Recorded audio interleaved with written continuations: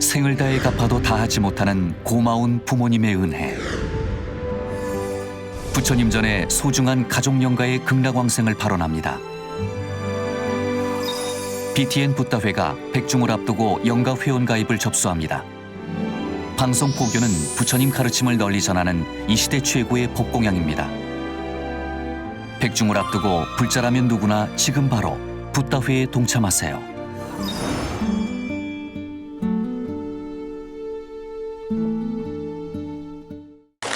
안녕하세요. 이제 인도 불교를 넘어서 중국 불교와의 접점, 그러니까는 인도를 넘어선 불교의 동아시아 전래 이야기.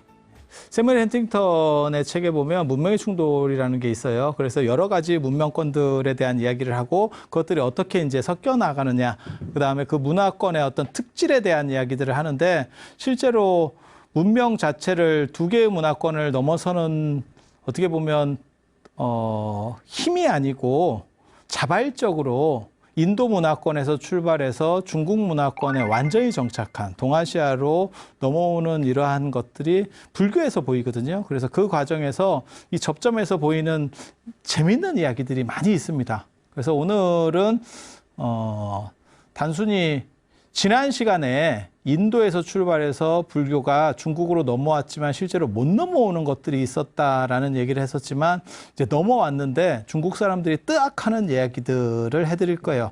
너네 뭐야? 너네 뭐야? 그래서 지금 처음 이렇게 딱 보시면 절, 삭발, 맨발 이런 거, 절하는 거 처음 봤을 때 삭발은 굉장히 놀라운 거예요. 그리고 불상이나 불화에서, 동아시아 불상 불화에서 가장 큰 특징 중에 하나가 뭔지 아세요? 부처님의 특징이 맨발입니다. 맨발. 되게 재밌지 않아요? 여러분들은 절에 가서 법당에 들어갈 때 맨발이면 안 돼요. 안 그러면 성격 있는 스님 만나면 한 칼 묵습니다. 그래서 갑자기 가방에서 이렇게 탁탁 털어가지고 뭐 이렇게 딱 신고 들어오고 뭐 이렇게 하는데, 실제로 부처님은 맨발이에요. 아니, 부처님은 맨발로 있는데 왜 우리는 맨발이 안 돼요? 라고 생각할 수 있는 거잖아요. 근데 동아시아 전통에서는 맨발은 살을 보인다는 것 자체가, 농경 문화에서 살을 보인다는 것 자체가 굉장히 불경한 겁니다.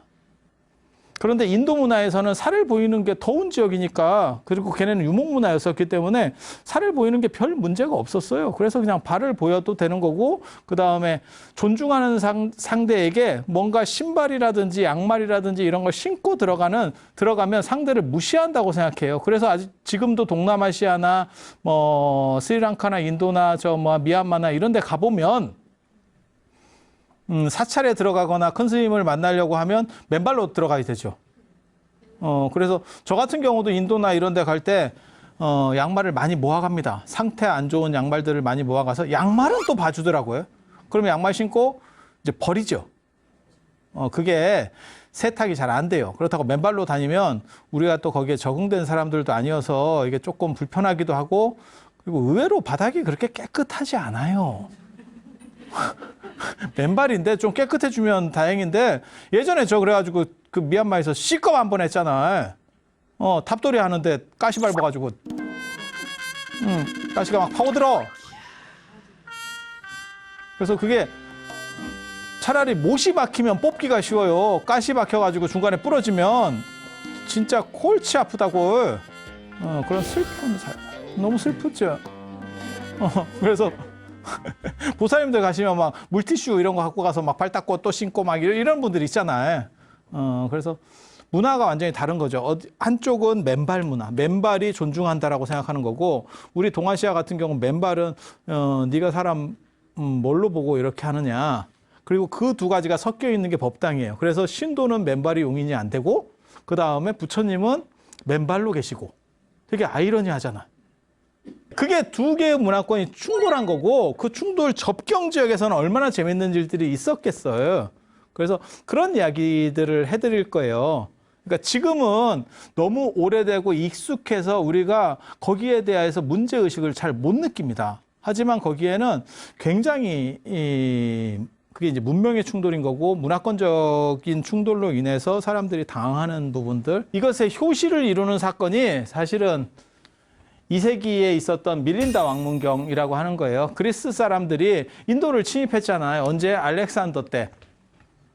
그래서 알렉산더 때 침입해서 이쪽까지 먹고 들어왔거든요. 그리스 사람들이.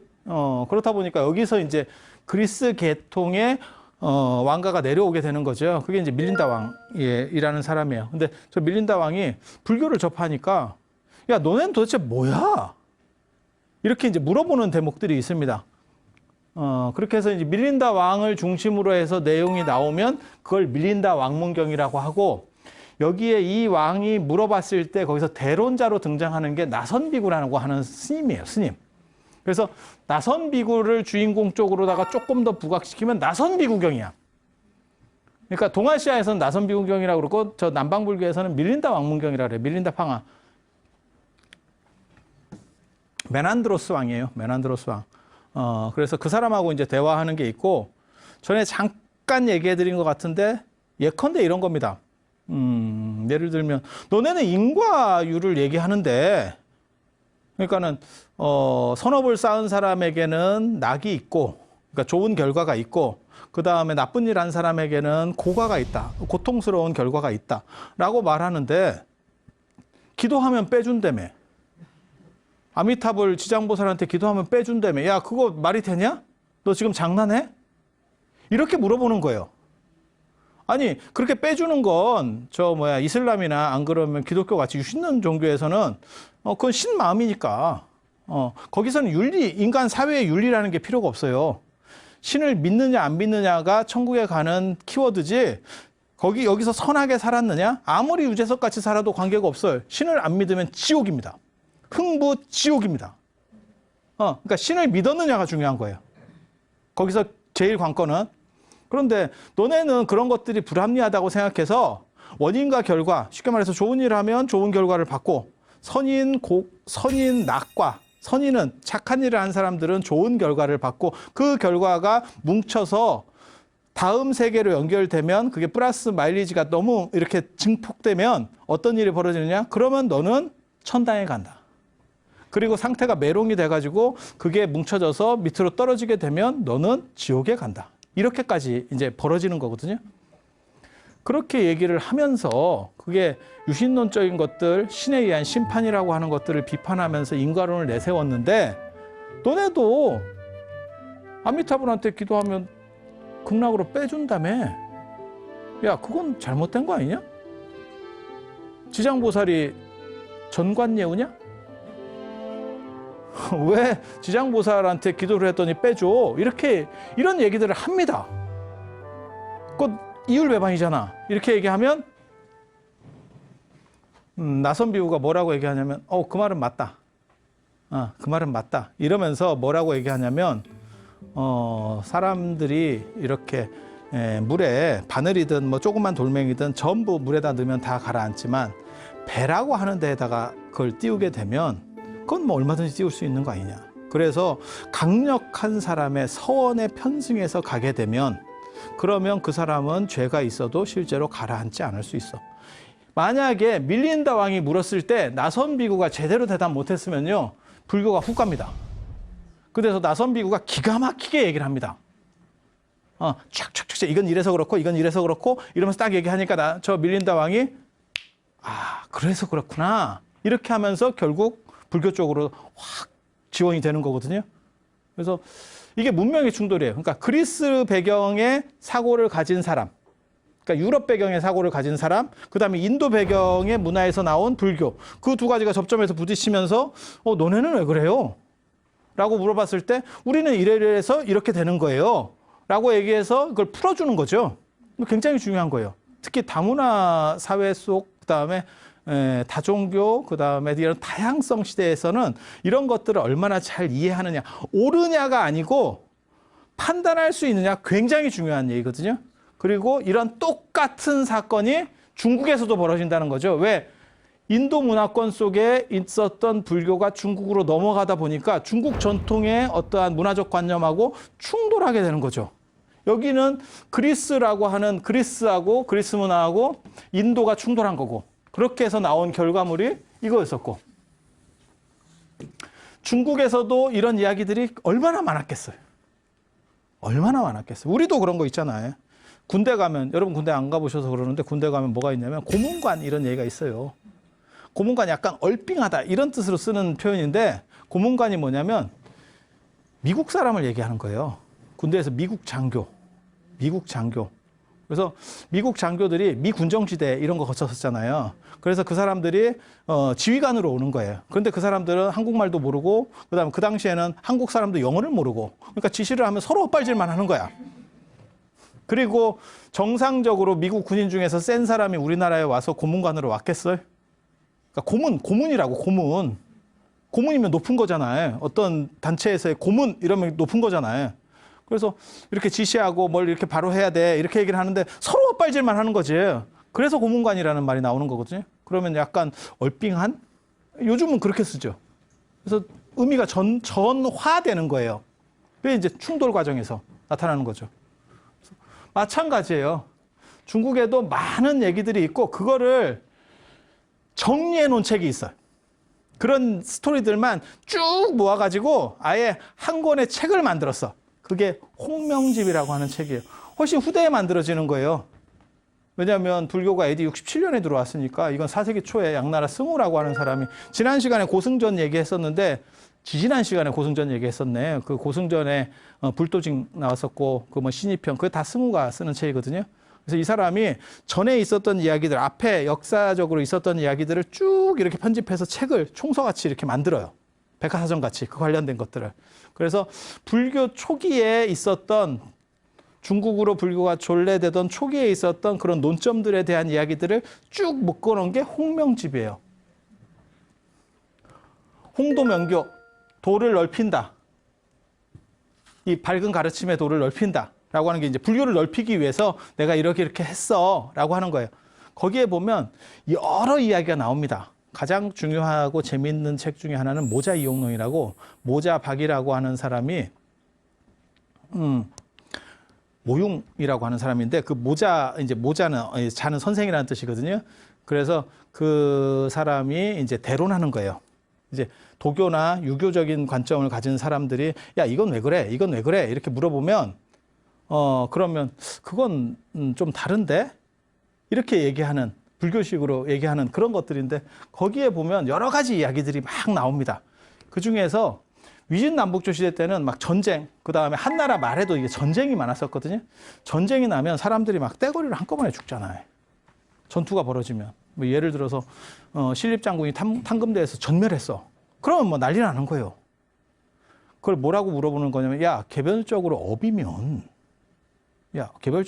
있다면 한꺼번에 죽는 걸 어떻게 해석할래? 우리도 그런 얘기 하잖아요. 사주가 맞다면 쌍둥이는 어떻게 해결할래? 그 다음에 전 세계에서 동시에 태어나는 사람들이 여럿 있는데 중국 같으면 막말로 얘기해서 중국의 인구가 그렇게 많은데 동시에 태어나는 사람이 몇 명이겠어? 그러면 그 사람들 사주가 다 똑같을 건데 똑같은 인생을 산단 말이야? 문재인 대통령하고 똑같은 사람이 사주가 있으면 그러면 우리가 대통령이 둘이야? 뭐 이런 생각들 다 해보잖아요. 그런 차원에서 얘기를 하는 거예요. 그러면 업이라는 게 다 개별적이라면 한꺼번에 전쟁터에서 몰살당해버리면 한 10,000명이 한꺼번에 싹 죽었어. 그럼 그거 어떻게 해석할래? 이런 얘기들을 막 문제 제기를 해요. 그러면 그 당시에 승우가 답을 하는 게 아니고 그 당시 사람들이 답을 쭉 합니다. 불교 쪽에 옹호론자들이 또 답을 쭉 합니다. 그걸 승우는 묶어놓은 거고 전체를 묶어놓은 거 지가 답하는 게 아니고 그래서 그런데 보면 그거는 공업이다. 그러니까 한꺼번에 개별적 업이라는 게 있고 공통으로 모든 사람이 속하는 업이라는 게 있다. 예를 들면 그런 거예요. 지금 개별적인 것들은 어떤 분은 장사가 잘 될 수도 있고 어떤 분은 안 될 수도 있어. 뭐 이렇게 해서 쭉 다 생활하는 것들이 다 다르잖아요. 그러다가 공업으로 우리가 한 대 맞았죠. 그게 코로나. 한 방에 맞았어. 그 공업은 동시에 맞은 거고 그걸 또 극복하는 과정에서 사람마다 달라요. 직종이나 이런 것들에서 달라. 그게 빨리 회복되는 쪽도 있고 코로나를 맞았는데도 코로나 맞고 그거를 엔진으로 삼아서 더 튀어 올라가는 데도 있고 주가로 얘기하면 네이버라든지 뭐 카카오라든지 이런 SNS 쪽은 더 올라가는 거고 현실에서 실물 경제 쪽은 이제 죽쓰는 거고 예를 들면 뭐 항공, 여행 이런 것들은 뭐 이제 당분간 백신이 개발되기 전까지 당분간 너네는 그냥 숨만 쉬어. 이런 구조로 가는 거잖아요. 존버죠, 존버. 요즘 애들 말로 치면 존버. 끝까지 버티면서 살아남아야 된다. 그래서 현상적으로 코로나19라는 아주 전 세계적으로 타격을 주는 코로나19 이전으로 다시 못 돌아갈 거다. 마치 우리나라가 IMF 이전으로 다시 못 돌아간 것처럼 세상의 흐름이 바뀌었다는 얘기예요. 흐름이 바뀐 것처럼 코로나 이전으로 이제 SNS 쪽이 강해지니까 누구도 어저께도 그 스님도 그러던데 어떻게 살았냐고 그랬더니 아이 뭐 쿠팡으로 주문해서 먹고 있었다. 이렇게 몇 달째 쿠팡이다. 이렇게 그런 쪽은 다 가치가 올라가는 거죠. 그래서 똑같이 코로나를 맞았으니까 다 죽쓰고 있느냐? 아니죠. 올라가는 데는 계속 올라가죠. 아니 그렇게 된 거잖아요. 그래서 그게 공업과 개업이에요. 공업이라고 하는 거는 한 방에 싹 받는 거. 개업이라고 하는 거는 거기서도 또 안에 또 차별이 있는 거예요. 그리고 이렇게 공업을 안 받고도 개업적 차별은 또 존재하는 거고. 그건 뭐냐면 우리가 다 다르게 생긴 거 그건 개업이에요. 개별적인 업이에요. 하지만 공업은 뭐냐? 우리는 다 인간이에요. 인간 아니야? 인간 아니야? 아니 그렇게 가는 거예요. 그래서 이런 식으로 설명들을 쭉 해주는 게 그 책에서 나와요. 결국 누가 다 이기냐면 불교 쪽이 다 이깁니다. 이유가 뭘까요? 불교가 더 합리적이어서? 그런 건 아니고 불교 쪽 사람이 썼으니까 저 책을 정리했으니까 불리한 건 안 싫었겠지. 졌음 이렇게 굳이 넣을 게 뭐 있어. 내가 지금 내 유리한 것만 넣어도 종이가 모자른데 뭐하러 불리한 걸 넣겠어. 그게 홍명집이에요. 홍명집. 그래서 밝은 교를 밝히겠다. 인능 홍도. 그러니까는 도를 넓힌다. 이렇게. 그렇게 해서 홍명집이라고 쓴 거고 저런 식 책이 속편도 나옵니다. 나중에 당나라 때. 도선스님 아세요? 혹시? 자장률사하고 이렇게 교류했던 우리나라 도선 말고 우리나라 저 왕건에 이렇게 왕사, 책사 뭐 이런 역할을 했었던 그 풍수도선 말고 중국 종남산 도선이 있어요. 자장률사 그다음에 의상스님하고 교류했었던 이런 계율을 하시는 분이 있어요. 그분이 이제 자신을 내가 승우의 화신이다. 승우의 후신이다.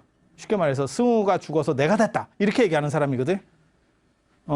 그래가지고 자기가 쓴 게 광홍명집, 홍명집 확장판. 그런 책을 또 씁니다. 그래서 저 책 굉장히 재밌거든요. 그런데 보면 저런 공업 얘기만 있는 게 아니고 절하는 걸 처음 본 거예요. 중국 사람들이. 절은 인도 예법입니다.